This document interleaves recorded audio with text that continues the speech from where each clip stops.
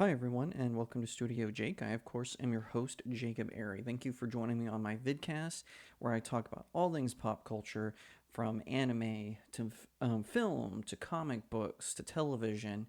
And this one has a little bit of everything, maybe minus anime. Before I dive into the topic, though, be sure to like this video, share it out, and I hope I've earned your subscription.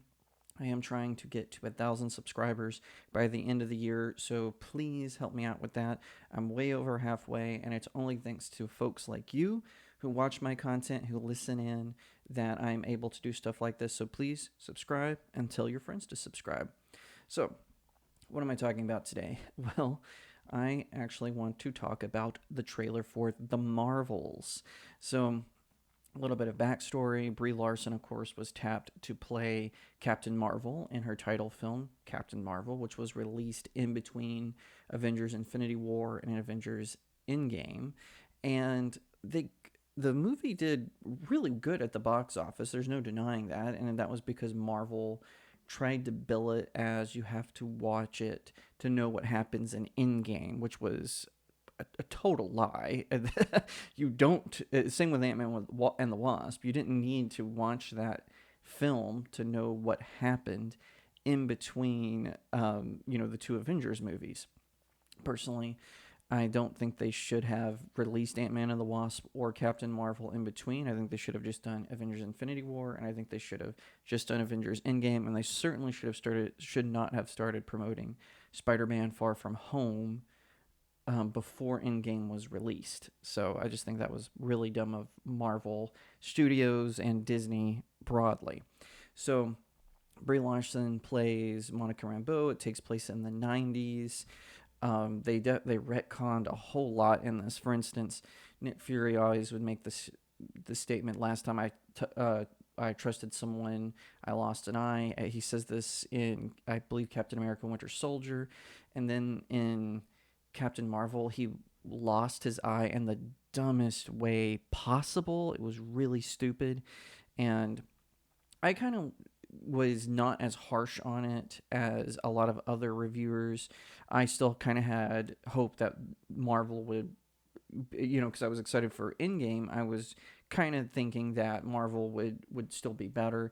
Of course, Captain Marvel ended up being more of a Disney film. This is kind of my complaint with Captain Marvel, with Shang-Chi, with Black Widow, is they feel more like Disney movies than Marvel films. Of course, before Disney bought Marvel Studios, it was Paramount and Universal, and I think Lionsgate were actually the ones building the MCU, and that's why the films could be a little bit darker and whatnot. Well, now with Disney taking over, Disney doesn't usually like those kinds of movies, but instead of running them under their Touchstone banner, they want to make them quirky, right? So there was a lot of quirky humor in all those films I mentioned, including Black Widow, which was really dumb. And with Captain Marvel, Brie Larson, she was okay in it, which was really disappointing because I kind of liked her in Scott Pilgrim versus the World. I thought she was really good in that film. I thought she was really good in Unicorn Store, which she also directed. I thought she did a good job. But for some reason with Captain Marvel, with Carol Danvers, she's an Air Force pilot and she does kind of have like this military attitude, but she's also very charming. She's also very encouraging to other heroes. She's not this arrogant jerk that Brie Larson portrayed on screen. And also, they took away how Captain Marvel, who was one of the first Captain Marvels in the Marvel Universe, how he was involved with her origin. They completely destroyed that. I was really disappointed in that because I was looking forward to seeing the original Captain Marvel, which of course is Monica Rambeau. She was actually the first Captain Marvel chronologically. She later changed her name to Photon, but I digress. I'm just saying, originally it was established that Captain Marvel, he was an alien who had superpowers, and exposure to sort of his alien energy is what gave Carol Danvers her abilities. They completely ruined that. They made it where she got caught up in an explosion, some sort of quantum explosion, and somehow she survived it. And then that mixed in with, I think it was Kree blood. She develops her powers, and she became incredibly OP'd for overpowered. Well, fan reaction to her was incredibly poor because she wasn't the Carol Danvers of the comic books. They jumped ahead from her being Miss Marvel to Captain Marvel. They did this weird thing where the early MCU was based on kind of updated versions of stories from the 60s and the 70s. But then for some reason they leapt over it for their newer characters. So like Shang-Chi and the Eternals, and I should say new to the MCU. Well, because of this, Captain Marvel 2 is not about Captain Marvel. It's now become the Marvels, and they're introducing Teyonah Parris as Monica Rambeau. She, of course, was introduced into WandaVision. You can read my review of WandaVision on my website, StudioJakeMedia.com. And I really hope I'm not mispronouncing that. I'm terrible with names. Let me know in the comments if I am. But Mrs. Parris, she is now going. She went from working for Sword to now she's working for Saber. Man, the MCU really needs to get a handle on their organizations. She's working for Nick Fury. Samuel L. Jackson is returning ahead of his appearance in Secret Invasion. And also, they're bringing in Iman Vellani. And again, if I'm mispronouncing that, I mean absolutely no disrespect. Please let me know in the comments. She portrayed Miss Marvel in the TV show. I did not watch it. I heard it was more for kids. So I kind of skipped over it. I like, it really has to pull me in. And honestly, the trailers, I could tell it just wasn't meant for me. And I'm not a big fan of Kamala Khan as a character outside of Avengers Ultron Revolution. I thought she was a good character in that television show, but just the Miss Marvel trailer didn't look that good. I'm just being honest, but I hear a lot of people liked it. Good for you. But anyway, I can't review it because I haven't seen it. I just didn't like the trailer. So the three of them are coming together. It looks like every time they activate their powers, they're getting swapped for some reason. And what's really weird about that is they all three got their powers differently. So Kamala Khan is a mutant, and like she is in the comic books, but she also has like this magical amulet that allows her powers to be used. Monica Rambeau got them because she was knocked out of phase by the Scarlet Witch, and then when she went through this field, the field kind of altered her state. And of course, I already explained how Brie Larson's Carol Danvers got her powers. So so that was a little confusing to me because like how would their powers be connected? And also Monica Rambeau doesn't have a Marvel moniker. So why would she be connected to this? Now, there are rumors that there was an early rough cut of the movie that was shown to test audiences. I find that a little hard to believe. Disney doesn't seem to be showing a lot of test screening because they're nervous about leaks, but there was a rumor going around, Overlord DVD reported on it, that that it was just Captain Marvel and Miss Marvel who were swapping, and Monica Rambeau is kind of just sent to investigate what's going on. Now, also, I'm not really clear who the villain is in this movie. I understand them not explaining why they're swapping. Maybe they'll give a perfectly rational reason why that's happening in the film, but I'm not really sure how the villain is. It was somehow this random character named Dar-Benn, who's played by Zawe Ashton. She somehow gets Ronan the Accuser's hammer. She's apparently the big baddie in this movie. I don't get that. What is the MCU doing here? Like, they have the Guardians of the Galaxy facing off the High Evolutionary. He typically is an Avengers or an X-Men villain. There's plenty of spatial villains for these teams to fight. So I'm a little puzzled by that happening, just being honest. But I guess we'll see how that develops in the future. One thing I have that a lot of other people are pointing out is that, sorry, if you can hear my dog in the background, apologies. I know you can kind of maybe see his tail.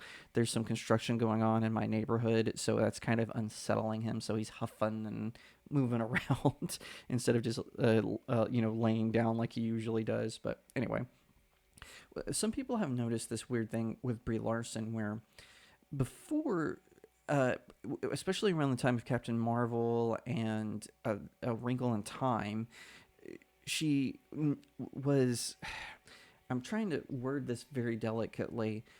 She always tended to dress more business-like, right? She would wear the pantsuits, the Hillary Clinton "don't need no man" kind of style, and that was really clear in also in Avengers Endgame. At first she had the long hair, but then later she had that dumb mohawk look that Marvel Comics gave to Captain Marvel for a little while, and with the short spiky hair, whatever that is.